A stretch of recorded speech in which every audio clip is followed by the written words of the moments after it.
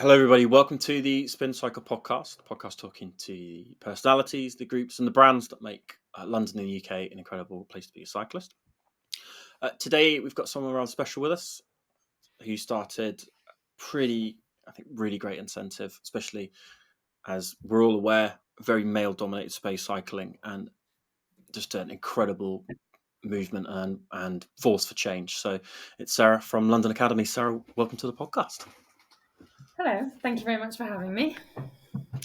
So, long-time listeners of the podcast will know that we look to break it into three sections, right? So it's, who are you? How do you get into cycling? Tell us about your thing. So Sarah can really go into London Academy, and then it'll be our Q&A. So Sarah, maybe you can start us off. Maybe who are you and how did you get into cycling? Who am I? I'm the founder and team manager of London Academy.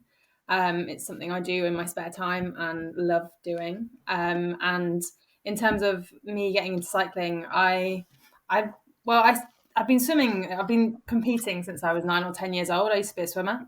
I did that for 5-6 years as I kind of grew up. And I think I had a friend there that asked me to go and do a triathlon. I think we were both kind of like not doing so well at swimming anymore, and we fancied a change. I went and did a triathlon. I don't really like running, not my favourite. Yeah.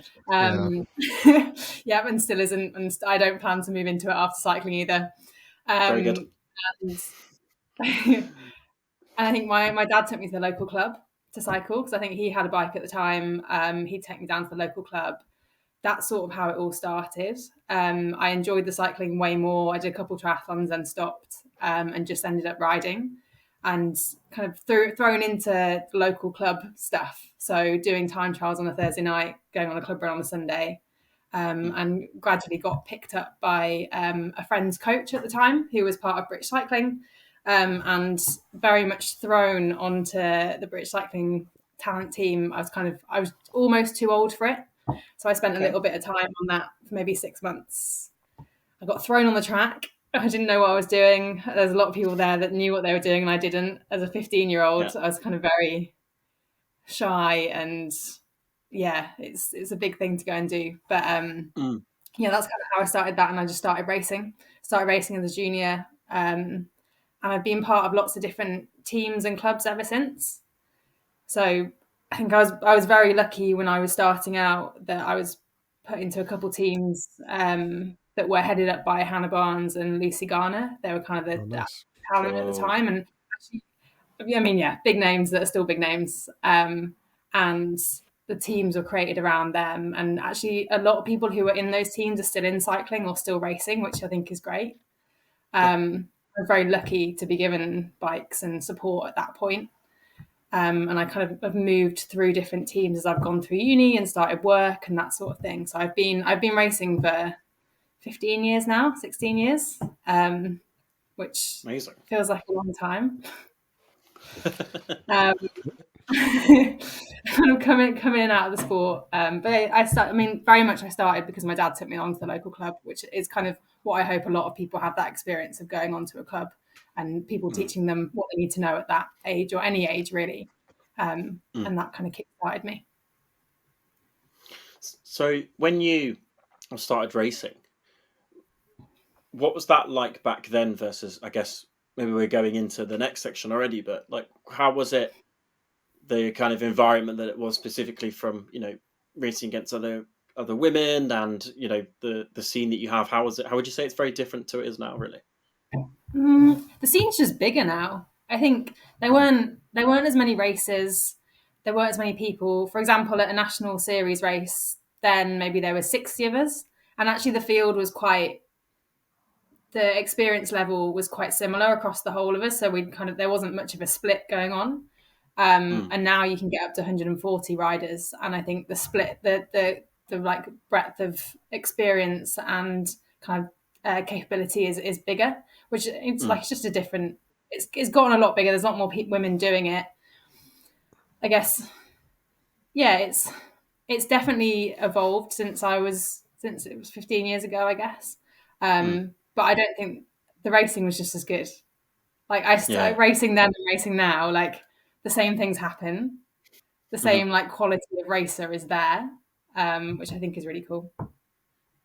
I think it's an incredibly British thing. The whole, I know they do it in Belgium a lot, but speaking to a few other people, there's some very Britishness about it. Like people who do grass racing, like that's a very British thing. I feel, or also like I think it was they still do it in Guildford, don't they? That Guildford crit race. Yeah. Let's talk. Did you end up ever doing any of those kind of like classic British races? I know you said you've been racing for a lot of different teams. Did you ever kind of go up to that kind of Yeah, those so kind of races? I've raced pretty much most of the races in the UK, I'd say, over those years. Mm. Nice. And which is kind of a nice thing to be able to say. Like I raced the first ever tour series up in Stoke. That was a cool thing to Yeah. do. Hopefully it comes back one day because I loved watching it on TV. Yeah. Lincoln didn't exist. Lincoln GP wasn't. They didn't have a women's version when I was younger, but I Yeah. came back and did it. Maybe 5 or 6 years. 2016. That's longer than that now. That's 8 years ago. That's a while ago. But I did that then, and yeah. What else have I done? Lots of bits and pieces. I guess like it didn't feel iconic, I guess, when I was doing it when I was younger because it wasn't that much. It didn't feel. Now it feels a lot more like that. Like sending riders to races now and being like, this is what this race is about, and that's the status it now has is the cool thing. Yeah. Maybe didn't feel like that years ago. It was more like tour series was the exciting thing that was on TV that you could actually go home and watch yourself on, which was, I was stoked at 17, 18. That was cool. Mega. Yeah. That's mega. How did you juggle being at university and racing at really high level as well then? Because a lot of people it's an either or choice, but it sounded like you were racing at the highest level, but you were also, not to get too deep into it, but you're also operating at an incredibly strong cognitive level as well, right? So there's only so many hours in a day where you can train really hard. You're also in studying, you're also working. How did you find balancing that, or how did you balance that? I actually don't think I actually stopped racing at uni. I had a bit of a funny thing where I was still riding bikes. I've always kind of ridden bikes, but I wasn't racing as much. Before I went to uni, I applied for like the Olympic Development Program, which was, I think it's called something different now, perhaps. But I went to selection camp. I didn't get on it. And it kind of disheartened me a bit because I was about to go to uni. I was like, right, this is the year the fees change. I'm going, or I'm like, you're not waiting a year. It's happening. Yeah, we're the same age. My friends had that same conversation. They're like, I'm not going on a gap year because it cost me 20 grand. Yes. So I was definitely going, and I wanted to go to uni, so that was the thing. I raced a little bit whilst I was there, but I sort of fell out of love with it, and kind of got coaxed back into it over a couple of years. But I think as much as I was still training, I ended up switching back to triathlon, another weird kind of way back in. One of my best mates was a swimmer. This is quite off topic. And he was like, just come and swim again, because I just wasn't happy with doing whatever I was doing with cycling. And I just switched for a bit and absolutely hated running for the second time in a row, but still did it and just threw myself into doing sport still. But yeah, I think that still is a really valid question because throughout the entire time I've raced, it's that constant battle of traveling up and down the country on a weekend and then going back and at 9 a.m. on a Monday morning, you're back in work and your brain is just like fried.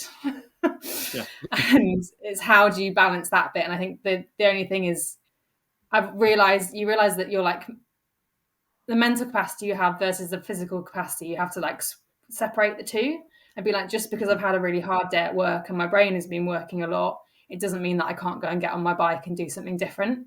So I think learning to separate those sometimes just helped me get out and also just have people to do it with. That was a big thing. Yeah. So when did you go from, I guess, racing to wanting to become a team manager, not to go too quickly into the next section, but was there were you very much into, I want to become a coach? I've never thought about being a coach, funnily enough. It's never crossed my mind as a thing. I guess because I'd always seen the career I was doing from uni and working was very separate to what I did with sport, and it always kind of has been two different things. I was part of a team called Bianchi Dharma in 2017, I think I joined. I was on that for 3 years. And I kind of came in as the experienced rider. And I ended up kind of going into a team captain role within about a year of it. Yeah. And I loved it. I think I kind of had that, the riders that were with us, not as in that's kind of funny. I loved it because the riders that were in the team hadn't been racing for that long and they were new to it and they didn't know what was coming or like how to approach races. And there was kind of that magic thing of I'd experienced quite a lot and I'd been part of teams that I was very lucky to be given things and to be supported. And I really wanted to give that experience to these riders. So I kind of worked with David Waters, who was the team manager of that, to sort of help the women kind of find their potential and give them a few nice freebies and look after them a bit and make them feel like they were semi-pro. And even though we were going back to work every Monday morning, it was that weekend away where you could feel part of that team and like you were getting somewhere with it. But yeah, I really enjoyed that experience, and I think we had a really good few years, that team of us, and we're still friends now, which is kind of, I think, testament to how well we gelled together as a team. But I think that was that. I didn't think about being a coach or anything like that. I mean, if you ask me anything about numbers, I'd never use a power meter. I don't use a heart rate monitor. Yeah. I literally just ride my bike, and I always have done. Nice. Amazing. It's important to like ride on fields, and I think I will never touch a power meter. I don't think. But it's like, not that I'm against any of those things. It's just like it was never in my orbit, and so I've just carried on as is. So those things I haven't thought about as much. But yeah, that experience with Bianchi was a total kind of. I was sort of coming out of racing, I guess. It's coming out as in like, I wasn't really finding my place anymore. I was doing a lot of racing, but it wasn't really giving me the results I wanted it to, because either work was a lot. There was other stuff going on in my life that meant that training wasn't the thing that was always the most prioritized, or maybe I was tired for it. So I knew that maybe I was frustrated at myself that I wasn't getting more out of the racing, and I knew I wanted more, but everything else in my life was kind of pulling me in different directions, and that's totally okay. It's just like I was trying to find out where, if I was going to move myself out of racing at that level, and how I felt about that, because I'd done it at that level for 10 years and it feels like a huge part of your personality. And you're like, does that just define me? And that's what I do every weekend, every summer. What do I do instead? So it gave me like when I was at a race, I could focus not on me, but I could focus on the other riders and say, right, what's our plan? What are we going to do? So that then my brain just switched off a bit and hopefully just let myself race and not worry about it. Yeah. Amazing. Well, maybe that is a great segue for section 2. Sarah can tell us about London Academy.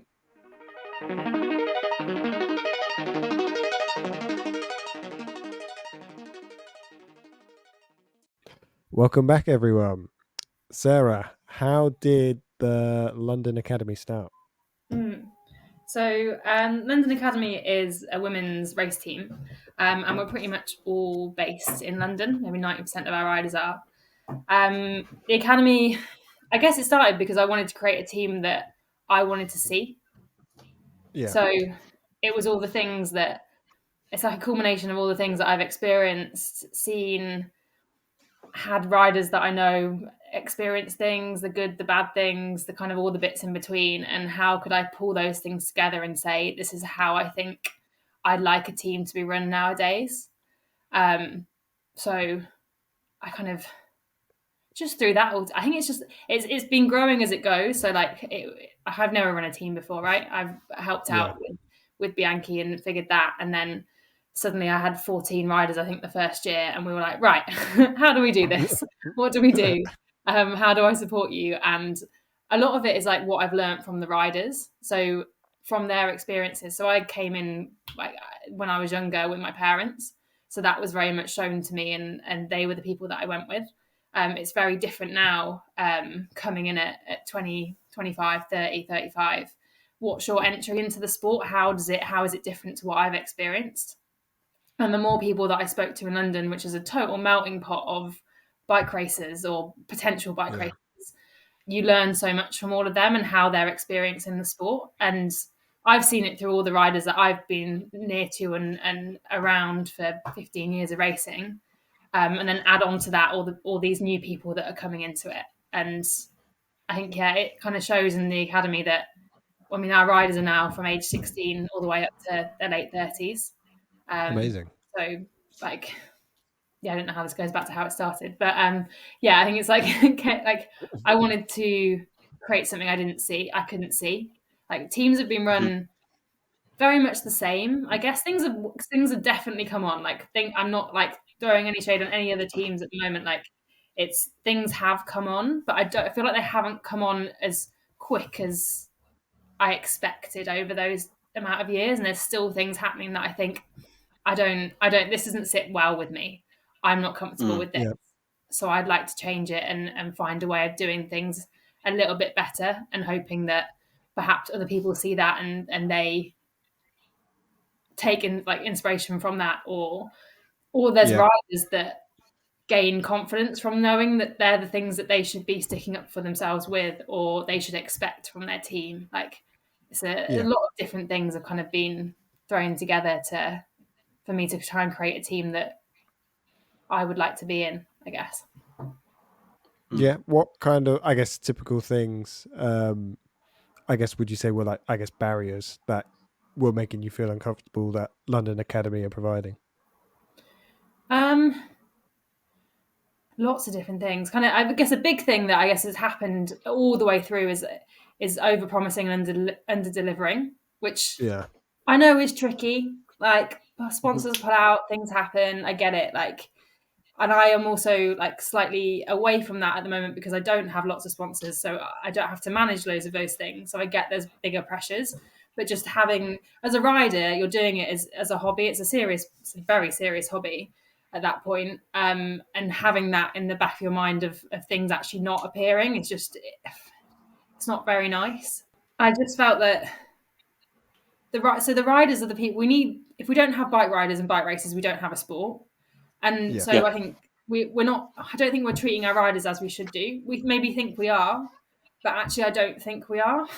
Like, so having the academy as a team that feels more like a community and a collective of bike racers that all support each other, champion each other, and also they feel like me as a team manager, I'm someone they can go to and they can speak to me, and I'm open and transparent about how the team runs, how our finances will run, how I'm selecting people, and also like outwardly showing that I'm like that as well. So a lot of people come and speak to me about their teams, or like what they don't like, not knowing what they're going to do next. Like, I don't want to seem like this person who is just for the academy. It's like I want to be a kind of non-biased voice that someone can come and have a chat to. And I think by having that openness as a manager and riders being able to come to me, it just fosters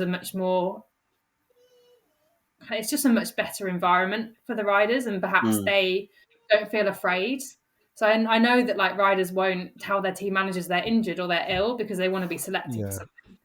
Like, in the long run, that's just rubbish. Like, because that happens over and over again, and that rider maybe continues to get sick or doesn't think that they can ever speak up. So, and that might result in that rider not staying in the sport much longer because they have a few bad experiences. They don't think they're good enough. They get dropped from a few races, and maybe that's their career in cycling over. And I wouldn't ever want that to happen. There's always a way to talk to that rider, or to suggest a different race, or to look at a different approach. And I guess I didn't say this at the start, but like, I think a lot of riders or a lot of people come into cycling, maybe get success very quickly or don't get success very quickly, and are spat out of the sport. They don't stay in the sport. And like, I want more women staying in the sport and finding the part that they belong to, because there isn't just like national series racing. There's so much other racing and things, and you might not even suit road racing. You might want to be a cross racer, or you might want to go do gravel. But how do we get those people in and keep them in and keep them enjoying it? But I don't know if we're doing that very well as teams at the moment. Like, teams are very focused on just the fact that you're going to go race and you'll be up with your teammates every other weekend that live all across the country, and you go do it. And you know what? It's been working for ages. So like, you know, there's things about it that work. I just don't know if it's like a long-term solution to getting more women into the sport and making the peloton at that national race strong. Like there needs to be a depth in the sport, right?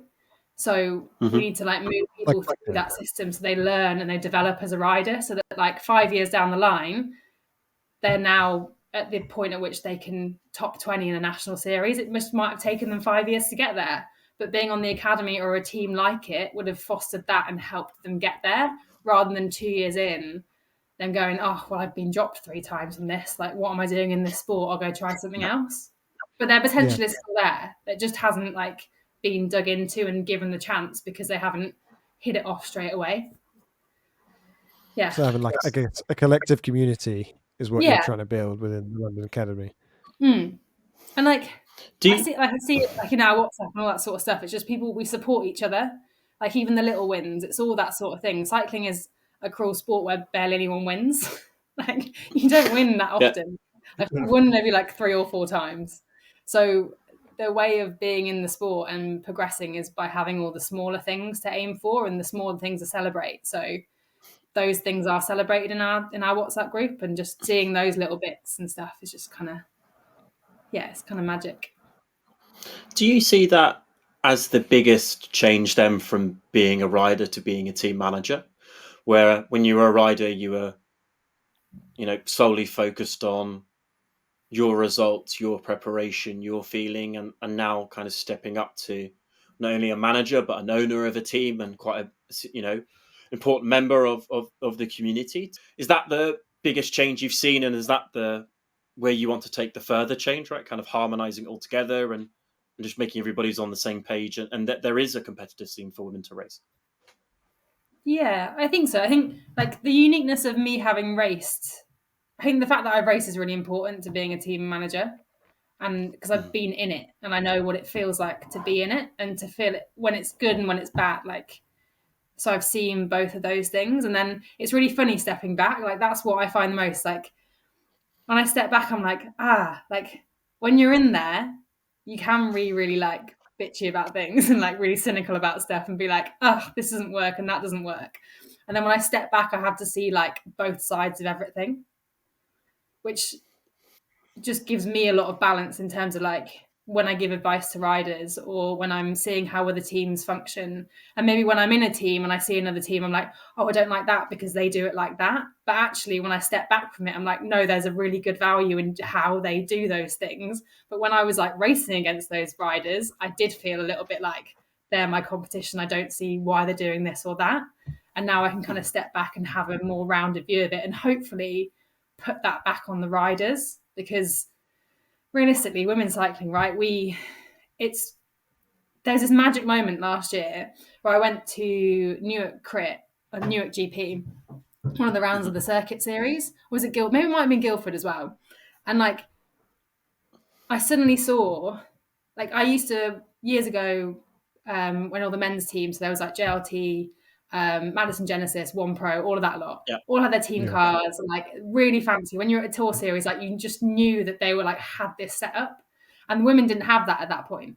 And then going to Newark Guildford this year, the women had that set up. Maybe it wasn't quite at the level that it was then, but I just saw it and I was like, like we're getting there now.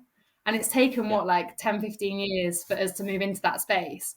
But like at the core of it, we all have to like, all those teams have to work together a little bit to make that keep going, which means that fundamentally all the riders sort of need to get on with it as well. I mean, I'll talk about like competitiveness and stuff later, because I definitely have some like bits on how we do that. But fundamentally, we all need to be getting on in that car park, because that's where the future of the sport goes and how we like collaborate together to make it to that next level. But yeah, I don't know,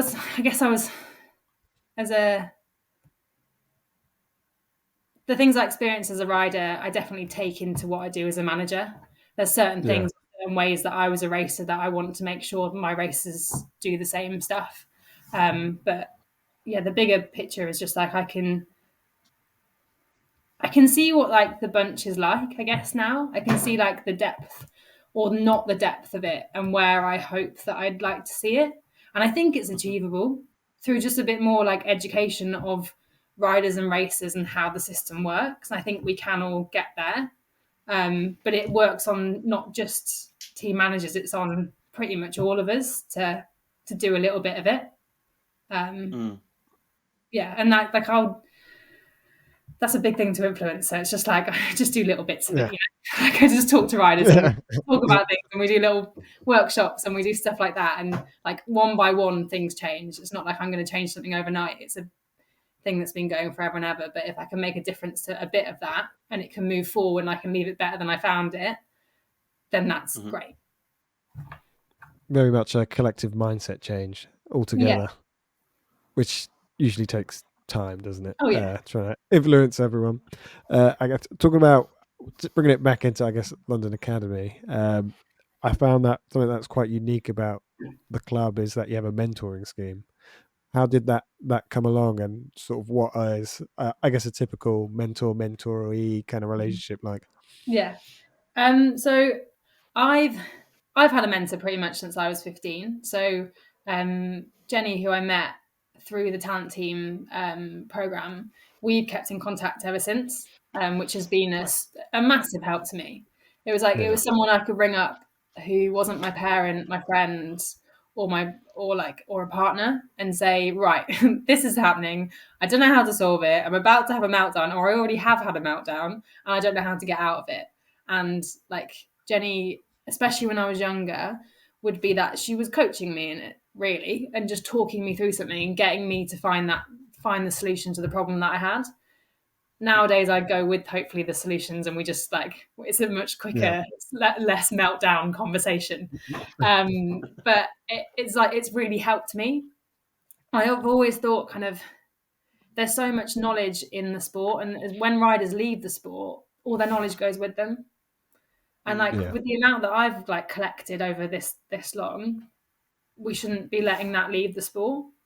And the mentoring, I didn't think the mentoring program would kick off as much as it did. Like I asked a few people to start it 2 years ago, or so we're going into our second year of it. And 5 or 6 people put their hand up and said, I want to try this. So I just put something out on Instagram, and like we had a go at it. People were doubled up and they had quite a few mentees and that sort of thing. I tried to make it like quite official, I guess. Like I wanted to put something behind it that it looked like it was. So I spoke to the guys at the Cyclist Alliance, because they run a mentoring program for the professional scene, which I think is ace. So I wanted something on the domestic scene that we could do. And then this year, another 10 people put their hand up, and we have 17 mentors for 21 riders, which is great. And all those people are pretty much people who are racing currently. Some of the best in the country. And some of those are racers that have kind of come out of the sport but still want to give back. And I love hearing the stories that people tell me about what they've learned from their mentee or their mentor. Like it goes both ways. I think that's the most important thing for me. It's not just that my riders are getting some advice. The mentors are learning quite a lot about themselves as well. And if those mentors are still they're still racing, right? So like it's quite a nice thing to have the influence both ways, and hopefully those mentors, if they move out of the sport, they will still want to do that. It's great. I mean, it's just kind of I try and lead them to it. So it's meant to be quite like organic, and I don't check in too much. We have a bit of a hand. We have a handbook. They've got something to refer to. And I let them create their friendship, or they'll go on rides together, or go for dinner, or something like that, and that will be how they figure it out. But I think it's like I wish we could do that across the whole of the UK. Like that would be great if everyone had access to that sort of thing. Like I think it's super valuable for all of them, and it's benefited me. So I hope that it benefits other people. Nice. How many mentors do you have in the club? I think 17. Oh, wow. Which is quite a lot. And all those people have put their hands up and said, I want to do it. Like, I was amazed at the response. I put it on Instagram, and I got DMs straight away. Like, and a lot of the people I spoke to, I know pretty much all of those riders. Some of them I hadn't spoken to, but we'd raced together for years, and we'd never picked up the phone or like never had a conversation at a race, which is like super interesting to me because I knew that bike rider as a bike racer, not as a human in a way. Yeah. It's cool to have those chats, and pretty much everyone said that they wanted a way to give back, and this was the only way they could see that they could actually make a difference. There was no other. This was the opportunity that they could see to actually speak to someone and actually help someone mainly because of their experiences and not wanting someone to trip up the same way they did and that sort of thing. So that, I guess, that also reinforced what we're doing with the academy, in that there are things that are a little bit broken and not really working as well as they should do. So, Sarah, how do people join London Academy? If people listening to this podcast are keen to start racing, what does that process look like? How can people get involved? Yeah, so we have an application process that will open each year. It will probably open around August, September time, and that's your usual entry onto the team at the moment. I mean, we retained 70% of our riders this year, so we didn't have that many spots, which is a pretty cool thing to be able to say. That's awesome. Sign of a good club. Yeah, but that's kind of usually how it works. Like, I guess every cycling team is different in how they do things. I think more and more people are doing application forms. I like that because I can find a little bit more out about a rider, not just what their results are. Yeah. I care about way more than just what their result was for the last year or so. And I just want to know what they can bring to the team and what sort of personality there is there too. Like, because it's really important that I'm putting together a bunch of riders that get along. But yeah, at the moment, that's the main way into the team. I don't know whether in the future that will change in terms of what I do. Like, will it become more of a community and then we have a race team? I don't really know. I think at the moment I'm working on the riders that I have and where they're going. Sarah, what sort of safeguarding do you have at London Academy? So obviously I mentioned earlier that we have like junior riders as well. So our kind of, in terms of, that's a really important thing regardless, as well as having that policy. But we have a welfare manager. One of our mentors actually is our welfare manager, Lauren, who's been in the sport just as long, if not longer than I have. And I mean, yeah, alongside, we have a rider agreement. I don't call it a contract. It's more of an agreement. Yeah. It's more of a kind of a friendlier term, I feel. And I ride a handbook as well this year. So I've been wanting to put a rider handbook together for years. I wanted one when I was on Bianchi, just to have like a bit of a how-to guide, mainly to save myself time. And then I wrote it, and then everything just says refer to me, and I'm just like, oh, like, it's really like so you keep asking me questions. I'm like, that's because I said you could ask me that question. I should have referred to someone else. But yeah, in terms of that, I think it's one of those things. It's funny with a team because it's not a club. So with a team, in terms of how you register with BC, it's changed a little bit now. But when I registered 3 years ago to be a team manager, I literally just got it put on my license, and I was a bit like, how do I do this? What are the things that I should be held accountable for? And that panicked me because I was like, I've got 20 riders and I'm not trained in this. I like, my job is totally different to what I'm doing now with this team. And I kind of wanted more of a framework. I wanted a bit of like accountability for myself, or something also that could protect me if anything happened. I guess the main thing that I had at that point is that there's a compliance team at British Cycling that can be referred to and should be able to support and help. And that's my main port of call, really. But yeah, it's a funny one, really, because clubs, I guess, have more of a structure.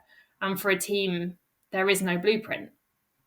And maybe there should be. I kind of think there should, especially with the fact that riders are given things, and like there's money, there's things paid for and races paid for, and there needs to be something. I'm sure every team has an agreement and a contract, but yeah, I definitely got midway through the first year and thought, how do all these things work? Should someone be asking me questions about this? Yeah, it's a funny one. Yeah, it's crazy. Yeah, it's crazy. There's no like set structure. It's just make it up as you go along, Yeah. which is not ideal. Talking about, I guess, as you mentioned, like sort of races and competitiveness. What are what does the women's scene look like currently compared to, I guess, we'll go with how does the current, I guess, female domestic scene look, and then how has it progressed from the last 10 years?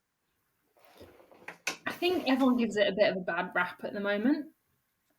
And I can't quite get my head around why, because there's a lot of racing on. Like we use Spawn to put all our races on just so I can see what everyone's doing. It's a real simple way for us to do it. And there's bloody loads of races on there. Like there's so everyone keeps adding them on. Like there's so much racing on. And I think there's a constant thing of there not being enough national series races, or especially for the men, there's not like UCI level racing in the UK. Like I get that there's and we haven't got Tour Series. Tour Britain is a thing that's coming and going. Yeah. There is something in there that's not working, and hopefully will be resolved. But if you're a female racer in the UK at the moment, there's so much racing to do, and like hopefully there's so much exciting racing to do. Like just because there's only 6 national series road rounds and there's maybe 8 circuit rounds, that can fill your calendar pretty easy. But there's also national B races and there's region lay races, and like they can be really great. And I think there's enough racers to fill those races, and have a really good time doing it. So like that's why I think like that education piece is really important, that people know what other races they can do and go and get involved in. Because I mean, even in London, there's, I think a couple of years ago there was like a race on every single evening that you could do. There's a crit on pretty much every evening. And it's just, I think there's a bit of an imbalance in like the supply and demand of races that we're not quite hitting. There will be a sweet spot that we'll hit at some point, but I think the racing's exciting. I find the domestic racing scene exciting. Like there are, for example, the British Continental are now reporting on it a lot more, and they have a team guide, which is like so cool. Like I would have loved that when I was younger. What if it said that I'd transfer from this team to that team? Yeah. Like, when I posted it in the WhatsApp, everyone was like dead excited that their names are up on this thing, and like these are all new races that have never experienced this. Yeah, it's ace. And like reporting on that and having like live proper race reports and saying like there are rivalries and there is stuff going on. Like there definitely is. I just think we're not talking about it enough. Talking of rivals, do you have a rival team, or is do we have a rival team? Do they know who they are? You know who you are. Sarah's not answering that question. You know who you are. Put my notice right now. I'm sure. I hope there will be though. That's the thing. That's what I want.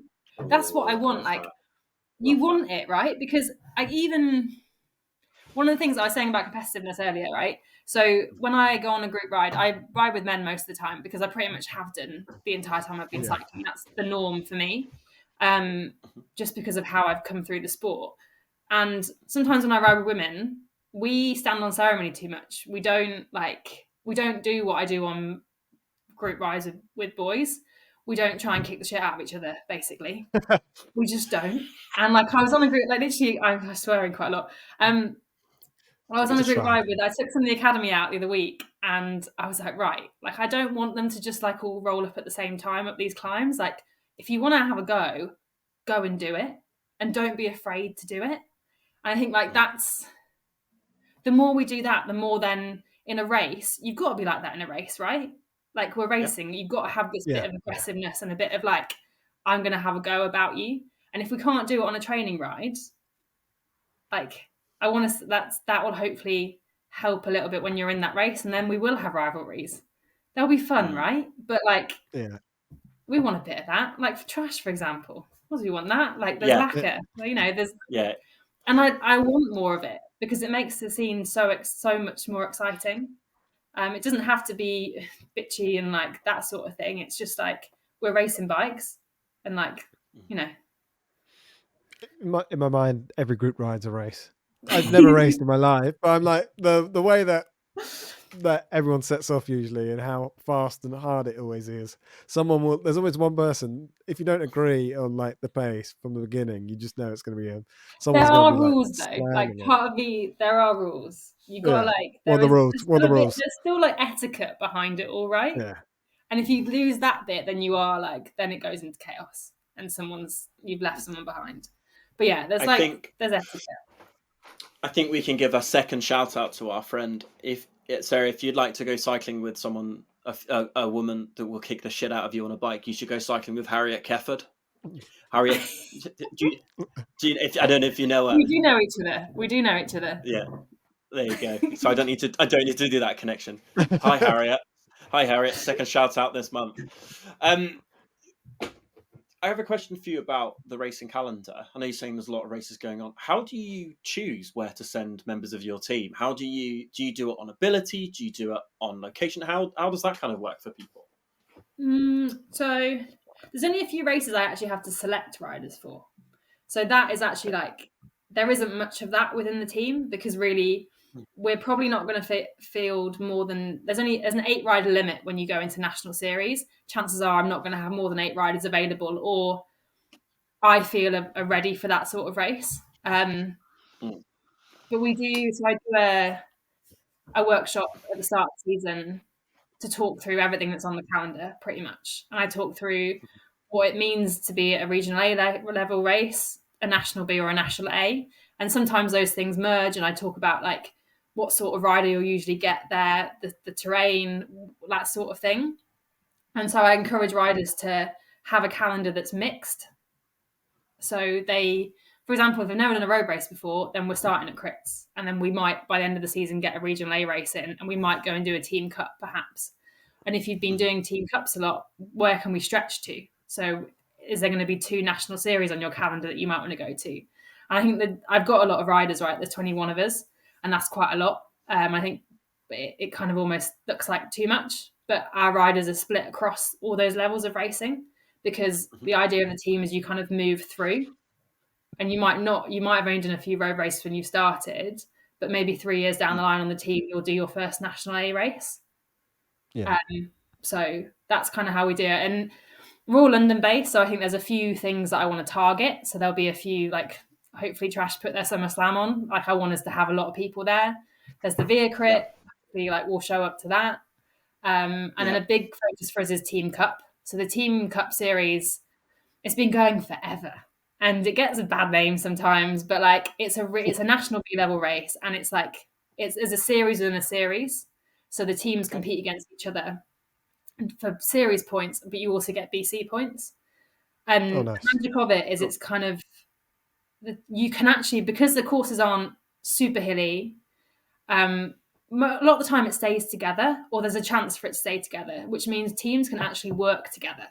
So you can actually try team tactics. You can actually have a go at something. Cool. And where do you learn that otherwise? If you go and rock up to a national day, chances are you're all holding on for dear life. There's only a few teams that can really pull that off, just because of the standard of racing. So where do you learn it? You learn it at Team Cup. So a big focus of ours, we came 4th last year overall as a team. This year we're going for top 3. Nice. So yeah, it's like, and it's a fun thing to do, and be like, where do we score points? How do we do this? How do we make sure that 4 out of 6 riders are point scorers each time? And it allows the riders to get to know each other better, because they can trust each other and play to each other's strengths. And I allow them to kind of do a bit of that planning themselves and just like see how things play out. Yeah, it's quite fun.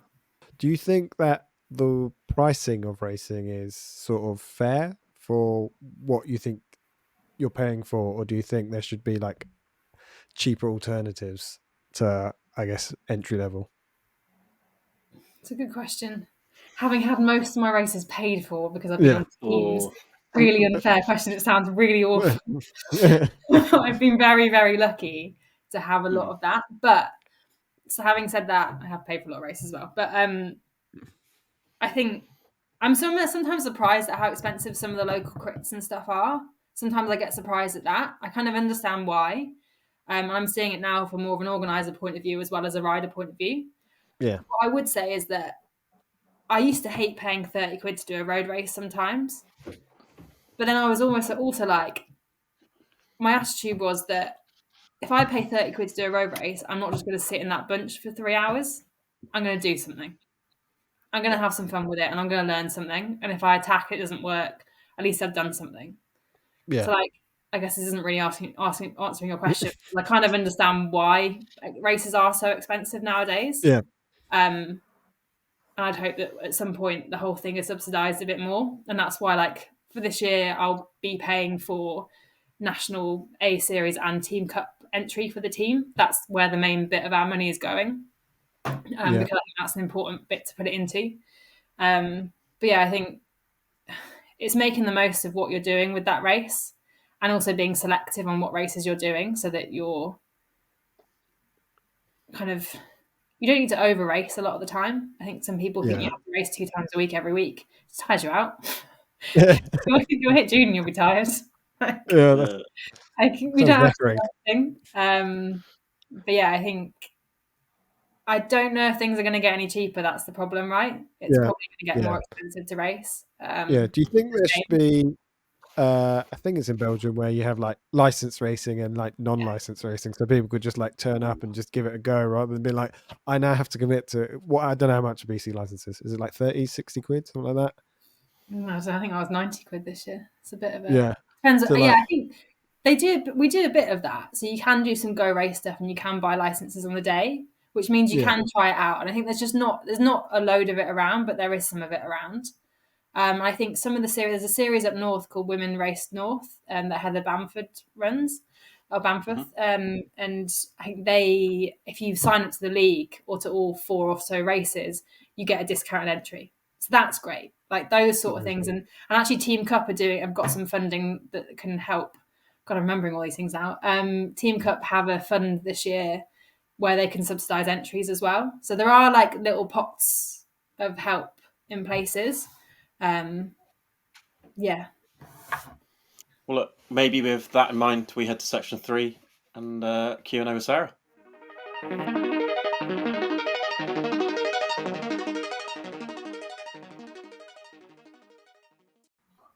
Welcome back, everybody.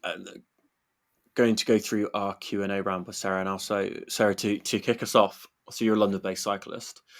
What do you believe is more pro, do you think? Is it Richmond Park or is it Regent's Park? More pro is an interesting question. You get the same standard of what I think people think are pro at both those parts.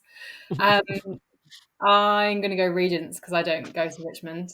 I also hold quite a lot of qualms on the clockwise Regents, so I'm going to go with Regents. I love a clockwise Regents.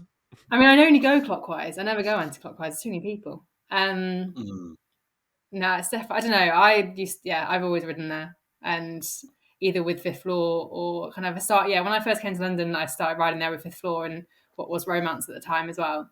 And it was fast. Like, we rode fast. I look at it now and I'm like, well, how did I do that? And how is it safe? I don't think it's particularly safe. Yeah, I mean, I mainly go because it's a thing I can do in the morning that's social, and I can go for a coffee afterwards, and then work is a bit more palatable for the rest of the day. But yeah, you get all sorts at Regents, don't you? There's a lot going on there. Yeah. I mean, I'm currently going around there on my actual winter bike with panniers and proper mud guards, which you don't see much of. So, and I think we need to see more of that in the winter. And I get a lot of grief for my pannier rack, but you know. Oh, off who? Everyone I ride with. I get it all the time. Like, why do you put it on your bike? I'm like, 1, it's useful and I use it. 2, when summer comes around, I'm on a really, really light bike. Just you wait. The difference. You know? The difference. Yeah. So after riding, what are your favourite, I guess, cafe spots? They can be in London, outside of London. I'm going to give a shout out to I've got a good local one. I roll out. I live in South East London. I roll out usually through Beckenham into Kent. And Fee and Brown are in Beckenham, and they're my fave. I kind of met the guys in lockdown. They ride bikes a bit too. They let me take my bike in. Nice. And I'd say they've got the best banana breads in London, I reckon. What makes it the best? I don't know if it's just because you get it with jam and butter. There's not many Ooh. places that you get jam and butter, but I guess That is it's like good. quite a close rival, I think, to caffeine. If I was at if I'm at Regent's, I'd probably go to caffeine. Nice. Um, Nice. Do or you I just prefer? anywhere that's a decent pastry, you know. Yeah. Do you like a cafe mid ride, or is it always at the end, or do you mix it up? I've literally had this discussion with someone lately, and like we're very much in disagreement on this as well. I'm more of an at the end of a ride. I would rather, especially in winter, I'd just rather keep moving. But if I'm gonna Yeah. have a calf stop, it just has to be like minimal faff. Like we're not there for an hour. We're there like to just have some food and leave. Because I'm just not that great after. Like my cafe legs are not that great. I'm better off just keeping going, I think. But yeah, I've had that debate with someone recently, and we definitely disagree. I think in winter at the end makes sense. Yeah. Because if you don't want to stop and just go home because you're too cold, you can do that. But in summer, I always run out of water, so I'm like mid stop's fine because I have a lot of snacks. I take a lot of snacks with me. I think a lot of people like. I don't get this because I've just ever since I've been riding, I always have too much food with me. I will always bring things home. Like that's just I'm always overstocked with food. Someone else might need it. So like my need to stop is therefore less because I've pretty much always got what I need. Whereas I've had I'm the other way around. They don't take anything with them, and I'm like, what? I'm the other way around. Food? I'm the other way around, and that's a hill I'm willing to die on. I told NJ about this. I went out on my bike, and I only needed one bidon full of water, but for aesthetic reasons, I took out two. One was empty, one had water in it, and I took out, and then I only put one on there that was empty. So, and then the only gel I had was a caffeine gel that has more caffeine in it than a Red Bull. Yeah, I'm like Wilford. I'm underprepared, and that's the kind of the chaotic energy I don't really care about as well. And I don't stop midway. I wake up in the morning. I got diamonds in the legs. I'm flying. As soon as I stop, I'm looking at the nearest train station. I want to go home. I want to get off the bike. I hate stopping. This is the toxic bit of the sport that I don't like. You just explained everything I don't want to go on a group ride with is you. Well, you've led us great into the next section is what do you dislike about cycling? It's Cam. It's just... Yeah, that's it. We're done there. What did we say earlier? We were saying something earlier about this. I can't remember. What do I dislike about cycling? It can be anything. It can be something so small that, like, Cam hates oversized bully wheels. Oh, just talking about what's chat.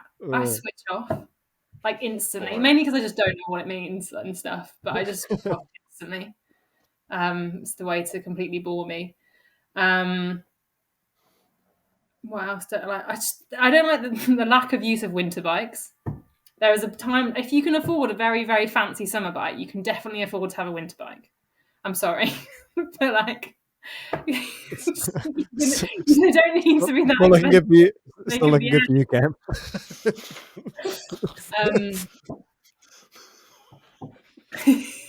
We're not going to be friends.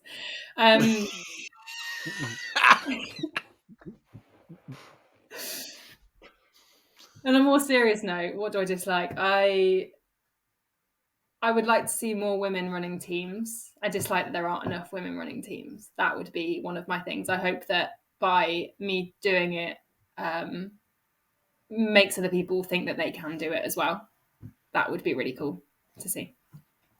Nice. So you might not know about this podcast, Sarah, but I'm a fan of the white bib short, which again is a big red flag for other cyclists. I don't do myself any favors, to be honest with you. Where do you see yourself within the solar system of white bibs? Would you ever consider them? Are you a fan? And how do you feel generally about the white bib short chat? They're incredibly impractical, for starters. There's a time and a place and a person for it. Like there is. Whether I want to specify what that is, I don't think I do. But like, yeah. So are you like pro wearing white bib shorts? Just to be clear. Is that your? Yeah, I own a pair. Stuff? I own a pair. Oh, Jesus. I once That wore a really full red white flagging outfit. stuff here. I once wore a full white outfit to Regent's Park. White long sleeve, white bibs, white aero socks, white shoes. Yeah. And then I went clockwise around Regent's Park. And then everybody going It's like a anti-clockwise. flyby. And that was actually the first time I met John from Trash Mile. And he was like, I could just tell. I was like, hey, do you wanna? Hey, how you doing, man? Nice to meet you. Yeah, we kind of know each other for Instagram. And then I could just tell he was looking at me like, what the fuck is going on here? Yeah. There's a time and a place. Though what I think is fun, which I'll call out for Albion Racing. So I ride and race with Albion Racing these last couple of years. Kind of a collective of friends that race bikes a bit, also don't really race bikes, which is quite a nice space for me to be in. But through summer last year, I mean, the boys just love getting hold of old pro team kit. I mean, which is quite sweet of them. And so there were some Fridays where we'd all come out they'd all come out in their pro kit, which I thought was pretty fun. I just came out in my old team kit, which I thought was even better. But nice. That's my name. That's my name stitched on the neck. There is something fun about that. I don't go as far as white bib shorts though. No, I'm going to a hard no on that. Very well. And then finally on the Q&A section, what would you prefer to watch, cobbles or mountains, and what do you prefer doing cycling wise, cobble or mountains? I haven't ridden in the mountains enough. Actually, I haven't really at all. That's on my list of things to do. I won a bike race on cobbles, so I think cobbles will. That's it. Casual. Yeah, that will do. Casual. This is one of I'm getting all my highlights. There's maybe 3 entire 15 years. So it rained though. I think that was the best bit. I was 17. We were in Belgium, and I attacked, and then it started chucking it down. And I had all these Belgian men yelling at me to slowing me down. So, and I was like, I do not need to deck it. But also everyone had to back off. So it really gave me an advantage of being out front solo. And my dad got to see it. My dad was there. He drove me and 2 teammates to Belgium, and it was pretty cool. And there's that was pretty sweet. And then we got both the Hannahs came second and third. So it was a pretty special day. What was the race called? I don't know. some junior race out in Belgium somewhere. I couldn't even tell you where it was. Just because all these races have amazing names. But you know what we were talking about now? We were talking about race entries earlier. When you go race over there, you sign on at the local pub. They close all the roads. It's great. And no matter where you there are prizes down to 40th. You get €5 back if you come 40th. So you get quite a bit of your entry back, even though you were maybe in the top 30 somewhere. Which I think is a pretty good thing. I wish more of that. Did you get any very niche prizes from the local Farmers Alliance? You know, some people walk away with a big ham or some cheese, or I think Matt Stevens was once saying he got a big packet of Boss wipes, which are apparently wet wipes from the 90s. He did when Boss wipes was a sponsor of the milk race or something. I think they got a spit roasted wild boar at the Ecuador Nationals the other day. I saw it was on no contact cycling. I was like, I don't know what's going on here. But it's they literally brought it out like a whole pig. I like that at Sickle Classic you just get a huge there's a sprint for a pork pie because it's Melton Mowbray, so you get a huge pork pie if you win one of the sprints in the race, which I think is a pretty sweet prize. That is a good prize. Yeah. But so, Sarah, thank you so much for being on our podcast. I think you are an embodiment of be the change you want to see. Mm-hmm. Why don't you tell us what's coming down the pipeline? What can people expect? And, what can people look forward to with London Academy? Mm-hmm. So yeah, our race season starts in about 4 or 5 weeks. So it starts pretty early. And we're all pretty excited about getting stuck in with that. And I think we'll be at a lot of races. So I hope that if there's women listening to this that want to come hang out with us. That's a big part of what we do. If you're on your own, we're there. But yeah, race season starts soon. So we'll be really throwing ourselves into that. There's a few more events and bits going on. So I run. So yeah, it's something I didn't like. I try and do a bit more community stuff, because if people aren't on, a lot of people don't get onto the team because there's only 20 spaces on the team. So how can I help the rest of the community get into racing? And that is through workshops or through skill sessions and stuff like that. So I did a few workshops last year called Bike Racing 101. So basically just learning the basics of how to turn up, what to do, how to enter, all that sort of stuff. And I'm running another one of those on the 11th of March. They're online, so anyone can join. There's a sign up link on our Instagram. So yeah, I'll be running another one of those. I'll probably run another one in summer. And then we're having a launch, which I haven't got round to getting exclusive here, because I haven't even spoken about this anywhere else yet. But that's going to be on the 7th of March. Is it going to be on? Yes, 7th of March, Thursday. We'll have that at VIA. So I'll be getting some comments out about that at some point. But it's just a nice way to kick things off. I think the traditional cycling launch nowadays is a bit like we look at the bikes, you look at the kit, you talk through the sponsors. I'm not going to do that. Like, I want to talk to some of our riders and just get people excited about racing and the fact that we're going to be out there and hopefully have a good time doing it. So yeah, good chance to get together. But yeah, that's amazing. I guess, yeah, I've spent it's a weird time where I've spent the last few months just figuring out how we're going to run the team, and then as soon as I race, I kind of breathe a sigh of relief and go, right, get on with it. Now it's your turn. I've hopefully set everything up okay, and then we just go get stuck in, and I get to go and watch them race. Lovely. Amazing. What's the Instagram handle? Is it just on Instagram that you're on? At the moment, we only exist on Instagram. That will change. It's in the works. I think it's that funny thing where it's taken. I'm learning as I go, and it's kind of evolving as it goes. So I'm guessing there are things coming. It just takes a while when you've got a full-time job alongside it. Yeah. But yeah, one of my big things this year is to just have a bit more support. I think for myself, to make these things sustainable and to make sure that teams don't go bust and disappear, the team management needs support and needs to have a network. And I just haven't done that very well yet, just because I didn't know what I was doing, I think. So, yeah, there's more coming. It's just getting there. Amazing. Well, Sarah, thank you so much for being on our podcast.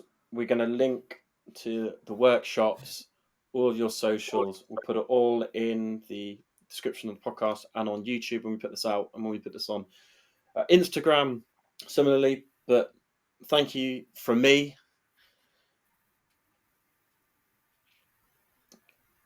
And Jay, I'll do that again. We're recording this, no? Where are we? I was like, you've never thrown to me before. You really went in. We're going to put this on YouTube, and I was like, this isn't being recorded. This isn't going in. I fucked this bit up. All right, cool. I've got a new ring light. I've got a new ring light, so I'm feeling all podcasty. Anyway, so I'm not wearing my glasses. That's also why I'm not wearing my glasses today, because I didn't want people to see I've got a ring light. Heavy as the crown. Okay, cool. So